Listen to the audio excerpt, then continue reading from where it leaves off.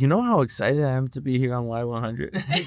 This is the station that I would hear all the time to listen to all the hits, all the music in English, and really just like with my friends on the way to any party, like this is what we would play. 100.7 FM, Miami. This is Y100. Miami's number one hit music station, Y100.7. I'm Claudia, and I'm joined by my fellow Colombian. I'm so excited for this. Sebastián Yatra, you were born in Miami, and you're here bringing us more of your music with your new album. Hi, how are you? Hello, how are you? Crecí in Miami. Yeah. Yeah, I was raised in Miami. You were raised in Miami. I was raised in Miami, born in Medellin. You know how excited I am to be here on Y100? This is the station that I would hear all the time to listen to all the hits, all the music in English, and really just like with my friends on the way to any party, like this is what we would play. So I'm excited to be here talking to you and, just hanging out on, my favorite radio station as a kid. Yeah. What age did you come here? When I was 5 years old. 5? Okay. Yeah, so I grew up here. I grew up here in Pembroke Pines, like 5 minutes from the studio. Oh, nice. Yeah. Okay. I grew up here I came when I was 8 from Bogota. Oh, okay. Yeah, cool. yeah. Have you gone back a lot? Yeah. Usually, it took us a few years. And then I've gone back a few times. I even got married in Medellin in February. Oh, perfect. Happy marriage. Thank you. You didn't call me to sing at your marriage, so I'm I'm sorry. kind of mad. Well, for anniversary, we'll be there. There you go. All right, let's talk about your album. Tell me a little bit more about Milagro and how that came to be. Milagro, by the way, miracle in English. Yeah. How did that come to be? Well, so Milagro or miracle, I'll say it in English. What I thought was beautiful about calling the album this name is that my brother, he's a writer as well. He writes books, and one of his books says that life rejects miracles from you until you realize that everything's a miracle. So wow. Yeah, so it's a beautiful thing in the sense that I think we all see a miracle like something almost impossible, like very supernatural, rare that happens like once in your life or twice, and it's like, oh, maybe one day it'll happen. And when you change the perspective and you start seeing every single thing in our existence as a miracle, you start having that happiness now in every single thing that you do, and you live with like in awe of how beautiful this world is. And you don't see happiness as a far off goal.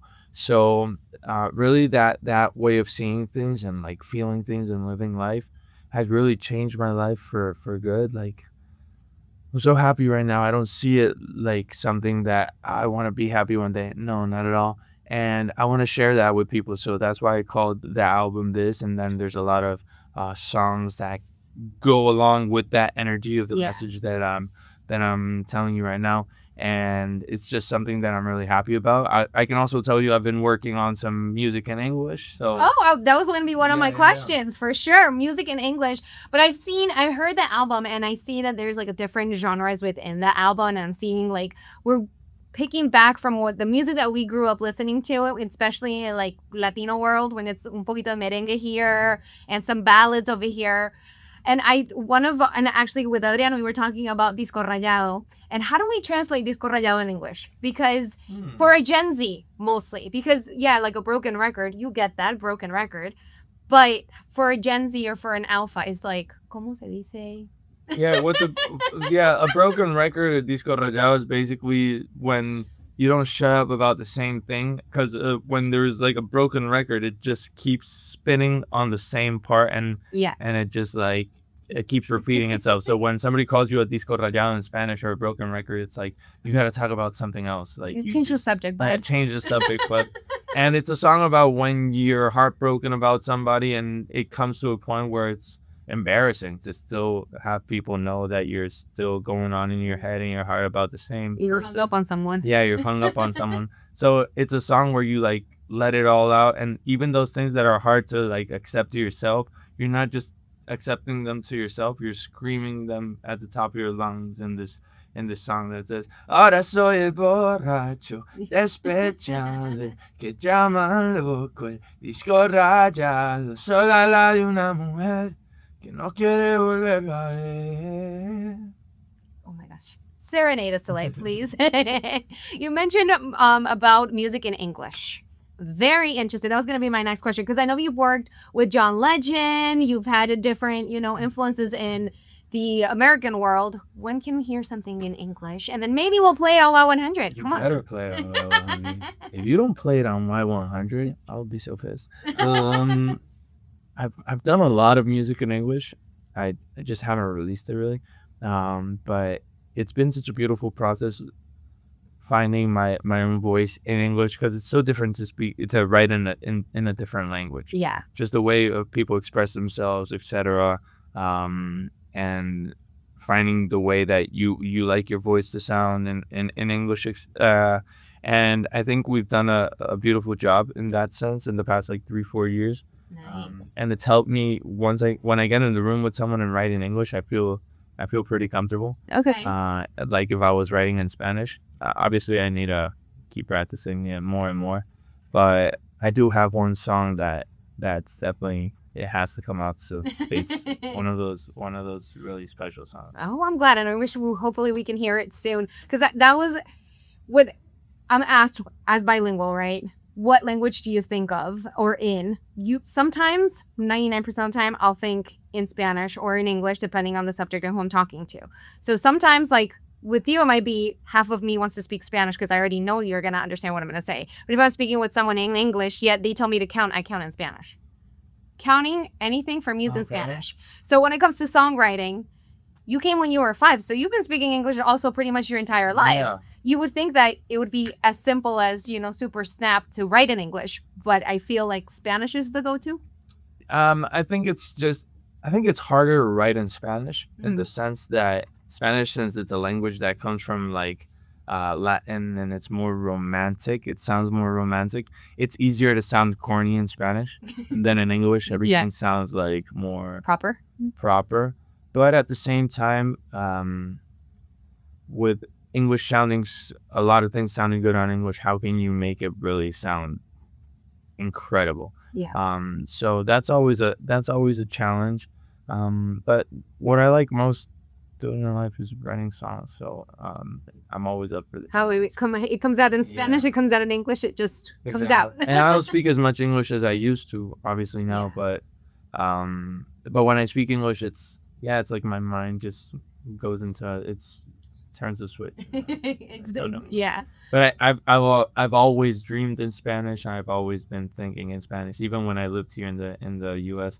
Oh, well, I live in Miami now, but since I'm traveling all the time, but I used to be here full time. But yeah, I'm happy that my parents always spoke to me in Spanish, because it helped me maintain my this is for all those parents that are bringing their kids to the U.S. or other places. Speak to your kids in your native tongue. They're going to be speaking enough English in school and around the place, but it's so beautiful when you grow up and you're able to actually speak the language of where you're from. And being bilingual is definitely cool and something you gotta definitely check off, especially in Miami. Yeah, and it opens your mind a lot. Oh, for sure. I saw that you were in Broadway. By the way, my suegra and my cuñadita went to go see you in Broadway in Chicago. Yes. Did they like it? They loved it. They're like, loved it, and I'm like, sorry, I couldn't make it. But I wanted to see, what are we going back to Broadway? Are we seeing that maybe that might be a possibility? And what was that experience like? Because it's definitely different than performing on a stage for your own concert instead of a play. Yeah, it's a crazy experience. I remember the day after the show, after the first show on my Broadway debut, I got so sick that night, and the day after, and I had to do a show the next night because my body just collapsed after so much energy and so much pressure that you put on yourself going out there for the first time. Last time I had done theater, I was 13 doing theater in school. So 17 years later at 30, going back on stage doing theater, but this time being a male lead on Broadway, it's really, really, really insane. But it felt like I'm going to be there, more times throughout my life, hopefully. I really enjoyed it. I learned a lot, and just getting to do all these monologues and scenes, it gets me more excited about acting. And I did 32 shows in 4 weeks, And I would say there was a couple moments, like those magical moments where you forget you're on the stage and you're just actually like living the scene. And I think that's what people live for when they act and when they do Broadway, for those special moments where you just disconnect from everything and you're actually that character. Was that one of the miracle moment times, the Milagro times for you? I mean, everything about it was a miracle, but yeah, those were definitely some of the most memorable moments. I had a lot of friends and colleagues that went to see me, a lot of people from Colombia and from all Latin America that went to be at the play. So I would love to do it again, maybe like being part of an original cast at some point. I'd also like to write maybe a play someday. Who knows? Who knows where life's chasing? Put it all out there in the universe. Love that. Going back to your album, I saw one of the songs that you wrote, that you took. It was the one you did with your dad. Yes.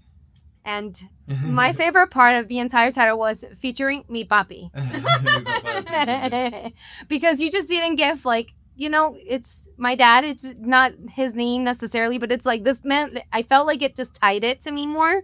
And then it just gave me like a special connection to you and the relationship with your dad. And the video is just you two singing. He's playing the guitar. It just gives you such an intimate moment into your life. How was that, sharing that with your dad and then also expressing it with the world? Yeah, I mean, my dad, he's such a wonderful artist. I say he's an artist because he is, even though he never released music. He's the first person I saw singing and playing the guitar and really just being able to connect with people. He always had that magic, that connection, and I think that's what he passed on to me. Then he has a better natural voice than I do. I had to like go to a lot of singing lessons, and I still do, to keep getting my voice better. But he just has this tone that it's magnetic and it keeps you there. And every time I sing with my dad, like at a party or something, everyone's like, "Oh, we want your dad to keep singing. He's so good." And I think that's beautiful. And being able to do this song with him, I think it does a great honor to this album. It also does a great honor to Silvio Rodriguez, who's the original writer and singer of the song. And hopefully it also makes other artists, and other people excited about singing with their family and doing these types of things in their albums. In my album Fantasia, I sang with a cousin of mine called Federico, and that guy had it's called Respiro, the song. Okay. You gotta hear the voice he has. It's crazy. I don't remember who told me once. They're like, "Oh, you know what my favorite song of yours is? Respiro." And I'm like, I don't even sing that. I sing at the end. That's my cousin. But it also like connects you, and the way that you bring in family, that's very, I would say, very Latino of you, very Colombian of you, because that's just like within our being able to connect with our family and share all these experiences and milagros with our family. And talking about sharing your knowledge with Levels kids. Now, the next season for The Voice here, the coaches are already shown. What if we put it out in the universe, and can we maybe see you next year in The Voice next to John Legend, maybe Adam Levine? Yeah, is Michael gonna be there next year too? The next season, yes. I don't know if next year. I hope either Michael Bublé, we're friends, and so I'm also friends with John Legend. They should call me on as like a head assistant coach or something. There you go. Put it out in the universe. There you go. I would love that. The Voice, I think it's an amazing show, and it's so fun, and you get to meet wonderful and talented people and help them in their journey with music, wherever it is that it's going to take them. And the fact that I got to do it 4 times, twice in Colombia, The Voice Kids, and twice in Spain, The Voice Kids, it really changed my life. And it also helped me really keep valuing how insane this opportunity that I've had with music is, because so many millions of us dream about it, and not many even reach the possibility of being on a stage to have people listen to you, like something like The Voice, and then being able to have the career like the one I've had and guide people. It's just something that I want to keep doing for the rest of my life, and hopefully God permits it. Of course. And for someone that's listening to us here in South Florida or anywhere, because we're going to post this on YouTube, what would be something that you would tell them right now if they're attempting to get their career in music started? I mean, just do it. Just go for it. Nowadays, I think it's easier than it was back in the day because you can have people listen to you through social media, etc. If you have talent, it's the era of the people that are creative and talented and work hard in that part are gonna get seen and get noticed. For example, I went to a school in Weston, close to here. It's called Sagemont. There's like 300 people in that school. Wow. And on this album, on Milagro, there's actually a song called Paris with a Venezuelan artist called Bus. And he went to my same school 5 years after me, or 6. Wow. He's younger than me. And when we met in the studio for the first time to work on a song, because I love his music, he was like, yo, I got to tell you something. We went to the same school. And he's like, you were an inspiration for me, because I was like, okay. Yeah. This guy went to this school and he's done what he's done. I can do it too. And actually something beautiful about that in my school is that they built a performing arts center, conservatory, and they named it after me. Oh, nice. Yeah. So I was there like a year and a half ago doing like the whole ceremony thing and stuff. Oh, perfect. Okay, rapid fire to wrap it up because I know you got to go. Let's do Okay. Favorite song to sing in the shower? Aquí estoy yo para Nice. una vez más. How do you take your cafecito? Black. Good. And I also drink a cold brew in the morning. True Colombian. Love that. And lastly, dead or alive person you'd love to collab with. Because with AI, we can probably make things happen. Let's see. Elton John. Ooh, okay. Good choice. And then he'll sing English, you'll sing Spanish, or he'll sing in both? Oh, we'll see. Okay. Oh, I love that. Thank you so much for joining us, Sebas. Thank you so much. God bless you.